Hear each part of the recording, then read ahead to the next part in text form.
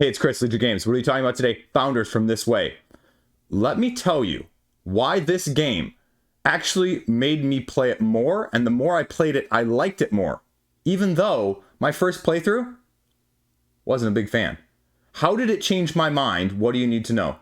Let's go. So you may be asking yourself, Chris, why did you play this game over and over again if you didn't like it? Well, that's the most important point about this game from a tile-laying, abstract, themed deduction game, where you have sort of a hidden alliance sharing point scoring systems in the sense of matching the same colors potentially as one of your opponents, and then trying to figure out what to do accordingly. And the nutshell is that it grew on me, and that is something that games don't always do, right? You've played enough games where you take a smattering of it at the beginning, an aperitif, just an appetizer size of portion, and you go, I do not like this. I am not going to play this again. And I played this and I was like, okay. And then I played it again. And then I played it again. And each subsequent play is going to grow on you. And that's probably the biggest take-home point that I can give you in a nutshell with this game, is that you're going to need to get repeated plays out of it to get the full extent. Now, that's not to say that it's not a good game from the get-go, but because some of the nuances that go along with the scoring, how slightly abstract and obtuse it can be, as well as the tile placement itself requiring you to be rather clever, intuitive, as well as AP, analysis paralysis prone, it's going to leave you a little bit potentially at a loss at first. How well you can get over that learning hump, that initial hump of, am I going to like this or not? And whether or not this is for you. If you're a gut reaction, immediate gratification sort of thing, this isn't going to appeal to you. You need to know that right at the beginning before we get any further in this video. If you've made it this far, let's go. What does this game actually do? How do you end up with a board looking this crazy at the end? Now, again, some of the markers aren't correct here. Take that for what you will. So in case you're not familiar, founders from the makers of Ice, This Way Games. You're taking tiles over this situation, laying them down on the board, creating patterns in an obtuse sort of scoring diagram, if you will. Hidden alliance based on your team colors matching, taking the lowest point score, combining it with your other, and seeing who has the most at the end. 2 to 5 players. Okay. That being said, what do you actually need to know about this game? First up, this is the first big point you need to know, and it goes into the core of how you're going to get a crazy board like this in the first place, is there is going to be an evolving learning going on with this game. The first time you're going to play this, it's not going to be intuitive. This is an abstract themed tile laying game. That is what it is in a core as you were laying these down, creating patterns that may suit your needs. They may suit other people's needs. You will not know actively during the game, depending on how astutely you're playing or the people across or around the table are playing as well. What you have essentially is you have your asymmetric character, each with 2 different scoring objectives. You have the compass and you have the parchment over here. So what these actually are is you take one of your colored cards, you take one of your scoring objectives, and you layer it behind, because then it tells you that you get 2 points for every purple shape on the board that's made. So you look over here and you can start to see, where do I actually have that one? And coincidentally enough, there's really only one on the board in a nutshell right now. So that's potentially how difficult it may be. That also tells you how precise you're going to have to be in the first place to make this work to score. This is not a high scoring game. This is one of the most thought-provoking tile-laying games I have ever played, if that makes sense. Even though this is by far and away not anywhere near the longest. Because what you're doing is you're playing a number of rounds based on the number of players. 3 players, 3 rounds. Everybody gets their turn being first player. You grab tiles, more people, less tiles per person. And where that comes in is each person is going to have these tiles sort of splayed out in front of them. And as you splay them out, you have to, on your turn, take from somebody else's pile. Now, the tricky part is with all of these, right? You only get to see the top for the most part, unless you have a special asymmetric ability that allows you to look underneath. As you're doing so, only after you choose the tile that you're going to take. So if I'm, say, the foreman up here, I can choose from the builder or the surveyor. So I have to look at this, but you'll notice there is a pattern to this, a slight pattern. You have 5 different colors corresponding to the 5 potential player colors in the game initially in the first place. But you'll notice that all 5 colors are always represented on these tiles. In this case, you see that there are 2 blue and 1 red on this side. That means you know there is a green, a yellow, and a purple on the other side. What configuration? No clue. That's going to be where the mystery comes in. Also, consequently, you see on this tile, you know there's a green, a red, and a yellow, which means you have blue and purple on the other side. But is it 2 blue and 1 purple? Is it 2 purple and 1 blue? Is the blue between the purple? Is the purple between the blue? You don't really know until you flip it over. But you can't flip it over until you actually declare that this is the tile you're going to take. Then you have your choice of what side you're going to use. And you just get to lay this on the board, and you can make the shape that I was just talking about. And I showed you in the example there, as you can see. So let me just show you a little bit of a sample gameplay element so you can get a feel of how this tiling is going to actually go. We start with the foreman here, and you have to look at the other 2 players' boards in order to get the tile that you're going to be playing in most counts. And so what I'm doing is I'm looking and saying I need a yellow or I need to be scoring some red in terms of my players. And so I'm looking at these tiles and I'm going, look, green, blue, yellow, red here. You know then at least 1, if not 2 of the colors on the other side of this tile are going to be yellow. So you flip this one over, you say I'm going to risk it.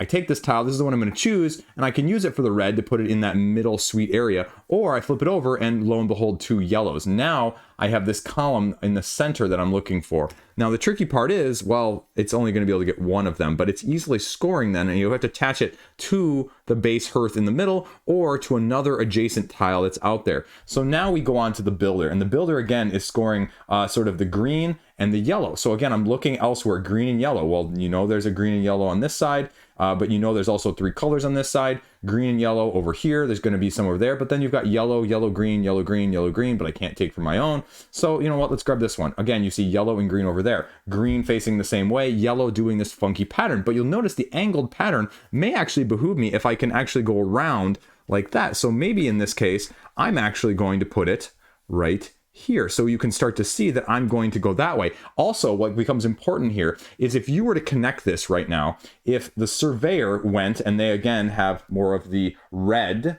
as well as the green, so they're looking elsewhere, and you know there's going to be heavy red over here, so we grab this one, 2 red right there, and it's going to be close, but maybe I don't know that yellow is going to be one of those objectives. I'm going to stay away from that. I want to get my reds. We'll go all the way over here on this side. But when we go back up here to the foreman, and you start to see that this yellow area is enclosed, if you can enclose this yellow area, that's going to get you an additional point later on. And so if I can do that as well as score an additional yellow point by maybe getting a yellow there pointing directly at it, that'd be awesome. And so I'm looking down here at this one. If I take this yellow, initially I was going to put it over here, but you realize that you can't actually score it because the connection there doesn't actually count. So then maybe I switch plans, go to this red scorer here, and put it over here. So now all of a sudden, the red is going to score me more points there in the first place. Now you play until all 9 of these tiles are out in front of the players, and then you do another round. So you're going to be slowly filling up over those 3 rounds this board to manage not only these extra ability slots that are around the outside to give you additional ways of scoring, mitigating, placing tiles, as well as gaining bonuses, but also to slowly develop the patterns on both sides in order to optimize not only potentially yourself, but by deducing who else shares your color so that you can somehow optimize them in some way, shape, or form at the same time. That's the game in a nutshell. That is the essential core of what this game is bringing to you. So let's reset it here for a second. I've taken off a majority of the pieces on the board so you can see the actual board layout. So essentially what you've got going on is you've got 1 ring, 2 ring, 3 rings, and 4 rings in this board. And how that really matters is a lot of the scoring on these parchment and compass tracking cards are going to be utilized or dependent on what section, what ring they're actually in the first place, because some will need to be in the center column of each of them, some will need to be in a certain configuration, some will need to be between, say, the 4th and the 1st in the 2nd and 3rd areas. How you score with all of these is going to be highly variable. But therein lies the meta evolving, because the first time that you're playing this, you're not going to necessarily know what all of these mean. You're not going to know what all of them even are in the first place. So as you're seeing somebody else lay tiles down, there's going to be absolutely no rhyme, reason, or sense that you're going to be making. Only thing that you may get is kind of maybe what color they are to tell you whether or not they're going to be sharing one of your various objectives or not in that sense. Because the endgame scoring is based on the lower of the two colors that match. So if, say, the surveyor and the foreman up here are both scoring red, whoever scores the least gets the score for both of them. Now, here's the caveat. If the surveyor actually scores, 10 points down here with the red, and the foreman scores 8 points, both of them get 8 points, but because the surveyor was higher, they get a one little extra for being a better player overall. So there's actually 9 versus 8 in that sense. And then you do the same thing with every single color. Now, obviously, 2 to 5 players, that's going to give you 2 to 5 different color combinations that are also the same ones on the tiles to try and figure out who your compatriot is in the same sense. The tile laying is otherwise very easy. You just have to have an adjacent side touching an adjacent side, or an adjacent side of the one you're laying down touching the center. So right there is a proper configuration. Right there is a proper configuration. Now you'll notice I have 2 areas blocked off here. If you ever block off an area, you actually get to put a little token in it, and I don't have the little wooden pieces. They're right here. But for clarity's sake, you can see that I would put the color in that matches the majority of the adjacent sides around this. So you have a green, a blue, and a purple here. No one's going to get that space. And why are those spaces important? Because you're potentially going to wall things off to your own advantage. Is that's also going to get you an additional point for your asymmetric score if the color of here matches one of your colors out here. So then you look at this one, purple, red, green, green. So that would get a green statue there, and the green then is going to get an extra point for the builder and the surveyor. That's how you increase your gains without having to actually pattern match, because the pattern matching is probably also the hardest part of this game in the first place, because you don't know what configuration these yellows, greens, purples, blues are going to come in, or what order they're going to be, and the fact that you can't always get the right side on the right side when you're laying this down trying to get it to match, it's going to create a little bit of extra thought in the analysis paralysis that I previously mentioned. You just go until everybody plays the equal number of rounds. 4 rounds, 4 players, 3 rounds, 3 players. That's it. End game scoring, total them up and go. It's quick. It's 30 to 45 minutes easily. So what made me play it more? What made me go back to this? If you know anything about me, I like abstracts, right? This is a tile laying abstract. I've never really played anything like this. And again, my first gut reaction was more based off of some of the clarity around and surrounding the end game scoring conditions on these cards, for example. This card, for example, for yellow here, you're scoring between 2 broken diagonal lines that go around the outside hearth here. And so you can't actually figure that one out too easily at the beginning of the game, or even you have to pick a route as you're going and kind of hope that other people may mitigate or aid to it in the first place. This one also similarly, you're taking these sections between the first and the third areas on opposite sides and scoring those areas, which is a little bit obtuse when all of a sudden you've got this size map and you're trying to figure out, is it over here? Is it over here? Is it going to be over here and over here? How are you going to do that? Similarly, you have ones that are very straightforward. Every green in this direction is going to score you points potentially. Then you have the equally frustrating 2 reds just barely corner touching, gets you also 2 points. But again, how easy is that to do, especially when, like I said before, placement cannot be touching edges. That is not legal.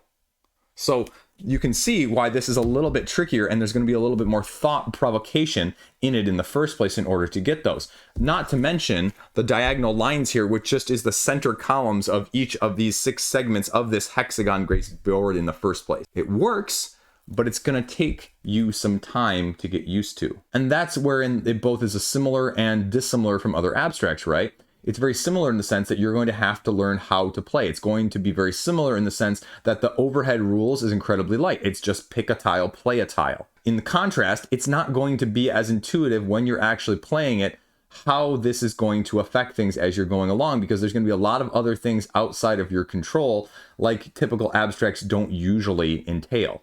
Usually abstracts, you're talking about perfect information, and although it is perfect information, especially at the best player counts, I would argue at 3 and 4, this game is going to give you a lot less board control than you may prefer in your typical abstract in the first place. Most abstracts are best at 2. What do I like about this game? It's clever. It's clever. It's deceptively clever. There is nothing I like more than an abstract when you're playing it. All of a sudden, you pull out a card, a piece, a tile in this case, and you lay it down and you have a very clever move that you go, wow, that really worked out well. No better feeling in an abstract style game than this. And that's similar when you have tile laying games, whether it's something like this or something like Carcassonne, where you magically have the one that fits right where you want it to. The other nice thing, as obtuse, like I mentioned, as these are, and once you learn them, they become very actually completely flip the script intuitive in how you're getting there in the first place. All of a sudden, the gears click, the mechanisms clasp together, and you just have the clouds parting and sun shining, and you can see how you're making this diagonal line, how you can get all of these down the center column, how you can shape all of these in the same grouping in the same direction and use that to your advantage with the other players as well. And it's kind of beautiful, actually. The asymmetric powers are enough. Some will allow you to actually look at your own bottom side of the pieces. Some will allow you also to take one from your pile instead of other people's pile. Oh, you want a yak that can just block other people from playing in a certain place? Awesome. You want to have an overhang that allows you to slightly build over one spot on someone else's board in that sense, where no one else can normally do that? Awesome as well. So they all give you a slight asymmetry that gives you a slight advantage every single time, no matter which one you are, because balance in the other abstract side of things is the most important aspect in the first place. And no two game will ever be alike because of these aforementioned color scoring card combinations, because essentially all you're doing, right, is you're actually just taking them out of their clear plastic shield and combining them every single time to give you a completely different overlay in how they're going to be going.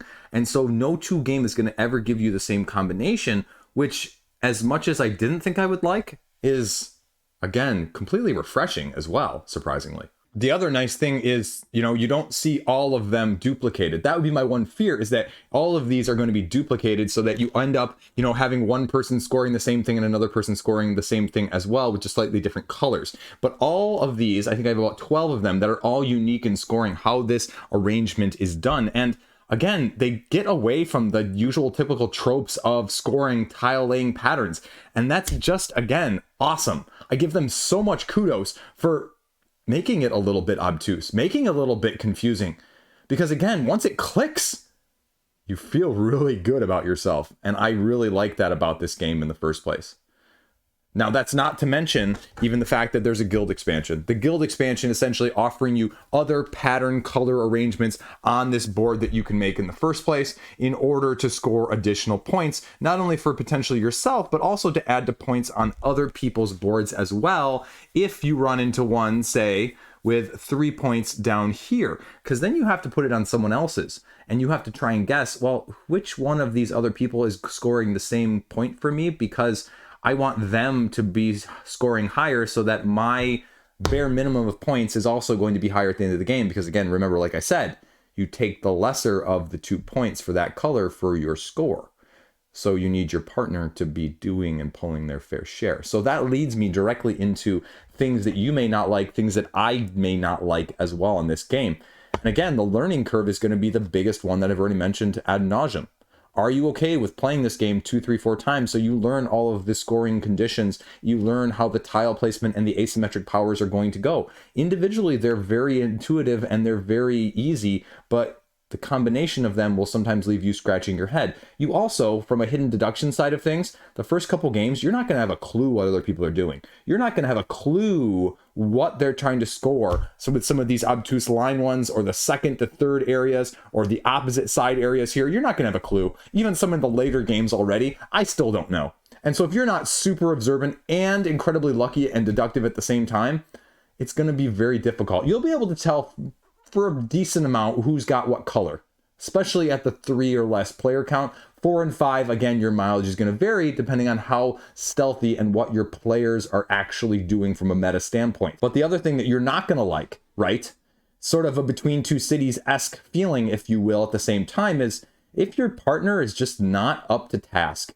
If you have an experience gap between somebody with similar colors, this game is going to be highly dependent on their ability to cope and to keep up in that way.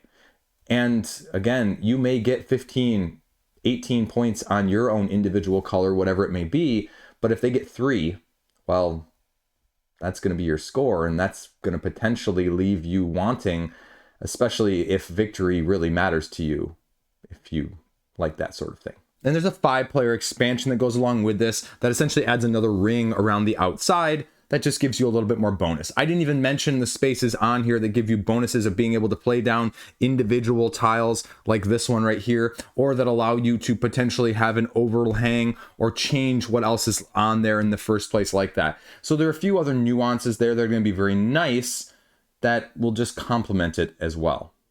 The guild expansion, again, it adds another layer that I don't think is completely necessary if you just want something that is going to be tried and true. It adds another layer of depth, it adds another layer of complexity, but it also adds another layer of something to manage. And the base game alone of itself right now is more than enough from an abstract repeated play standpoint, which is what you're looking for to develop a gaming thought pattern meta, if you want, in the first place, that I don't think I have any qualms saying it's not necessary. And again, I would say 3 or 4 is probably going to be the sweet spot for most people, mostly 3 if you're anything like myself. So what are my final thoughts here? This is a very interesting game. I am not usually swayed after repeated plays of a game to make me absolutely change my opinion on it on the first place. And so the fact that this was able to do that surprised me and also excited me in the same sense. Because tile laying and abstract is not a combination of things that you see very often. The hidden deduction element of things, if you're not a fan of the team game, but also not really being a team in the first place in a handcuffed sort of manner, this isn't going to appeal to you whatsoever. If you do not want to deal with tile laying that could be a little bit more thought-provoking as you're doing some of these scoring combinations, again, this game is not going to be for you. But there are few games that play well at a 3 or 4 player count with an abstract nature, and I would make the argument that this is going to be one of them. And that makes me really excited because I really like tile laying and abstracts individually, and now somehow the combination of them works really well. The main criticism otherwise I can lay at this is that these scoring objectives, again, are just a little bit obtuse in how you're going to be learning them. Knowing all of them and even trying to recognize them is going to be next to impossible in anything under, say, half a dozen games. And if that doesn't appeal to you as an abstract lover or as a perfect information deduction side of things, needing that many games to get in order to get it in the first place, great. You know what? If you just want to go and see what you can do with this and see how it ends up as well, it plays short enough and it plays quickly enough in terms of sometimes the thought process if you don't overthink it. That is also something that is really nice because then you just play again if it doesn't go the result you want. And that's great. This is not a game that overstays its welcome either. Ease to play, ease to get to the table, those are things that cannot be overlooked or underrated at all nowadays. And that's the other reason that I think this one succeeds, because otherwise I could see these elements really struggling in other ways, shapes, and forms. And it's a breath of fresh air that it doesn't do that at all. And the combinatorial system between the colors and these scoring objectives, giving it every single time a completely different setup, it just works. And that's all I can say. That's what's great.